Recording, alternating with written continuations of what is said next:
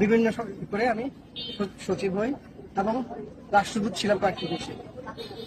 আমাকে 2017 সালের ইলেকশনের আগে আমি এয়ারপোর্ট যাচ্ছিলাম আমার মেয়েকে আনার জন্য। আমাকে 8-10 জন লোক বহুদিন ধরে ফলো করছিল।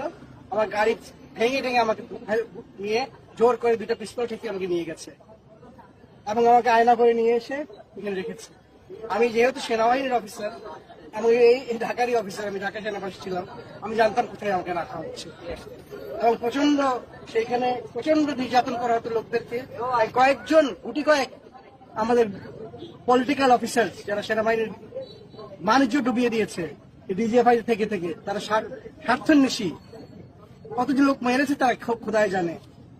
তারা এবং র্যাব এবং অন্যান্য যারা এখানে আছেন বিচার বহির্ভূত হত্যা, গুম, খুন, ক্রাইম এগেইনস্ট হিউম্যানিটি। আমার দোষ কি ছিল? আমি কোন রাজনীতি করিনি, কখনো আমি কোন দলও করিনি। আমি সরকারি কর্মকর্তা ছিলাম একজন।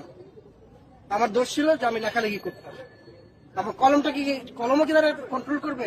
আমি তো কোনো বিদ্রোহ করতে বলি নাই, কোনো দেশের এগেইনস্টে করতে বলি নাই। আমি চেয়েছিলাম ন্যায় বিচার। এই ন্যায় বিচারের জন্য কি আমাকে 16 মাস এই ডাঞ্জেনের ডাঞ্জেন মানে কি বলে আয়না করে ফেলে রেখে বাড়ির তলের মধ্যে অন্ধকার রুমে আমি যে কত ক্ষতিগ্রস্ত হয়েছি ফিজিক্যালি, সেটা আমি বলে বোঝাতে পারবো না।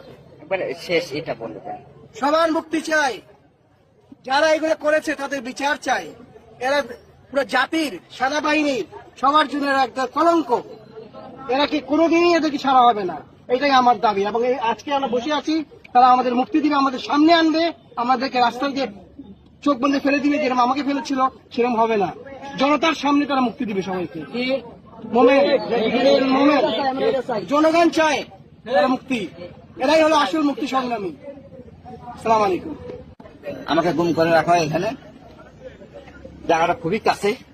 ওখানে এটা জয়েন্ট ইন্টিগ্রেশন সেল ওইটাকে ডেভেলপ করে তারা আয়নাঘর বানানো হয়। প্রচুর লোক ওখানে আটকানো আছে, মানবতা জীবনযাপন করতে, কান্নাকাটি করতে, বিশ্রী একটা অবস্থা। দীর্ঘদিন ধরে কান্না, রাতে ঘুমাইতে পারে না, টর্চার নির্যাতন চলতেছে, মুখ বন্ধ। একটা স্বাধীন দেশে হইতে পারে না। আমরা কারো করা দিন না, কাউকে উঠে নিয়ে রাখা যায় না এইভাবে। এই সেনাবাহিনী আমাদের গর্বের সেনাবাহিনী, স্বাধীনতার প্রতীক সেনাবাহিনী।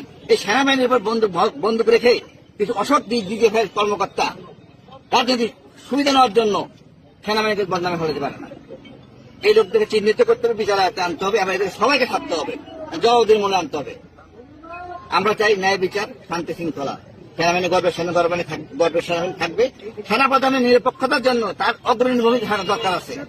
তার ভূমিকা হলো এটাই যে সে চারণ ছাড়া অতি দ্রুত ছেড়ে দিবে, আর আমাদের কাছে দিবে। ওই রাস্তা নিয়ে ফেলাই দিবে, চোখ পেন এটা হবে না। এইসব গল্প বন্ধ, 6-9 হবে না। এইখানে আমাদের দিতে হবে, আমরা এখানে যাবো না। আমরাও সেনাবাহিনী অফিসার, অনেক সেনাবাহিনী অফিসার আছে, এগুলো সবাই সেনাবাহিনীর সদস্য, এই দেশের সন্তান। কিছু অল্প কয়েকজন ডিজিএফআই সদস্যের জন্য আমরা হইতে পারি না। ডিজিএফআই দেশ চালায় না।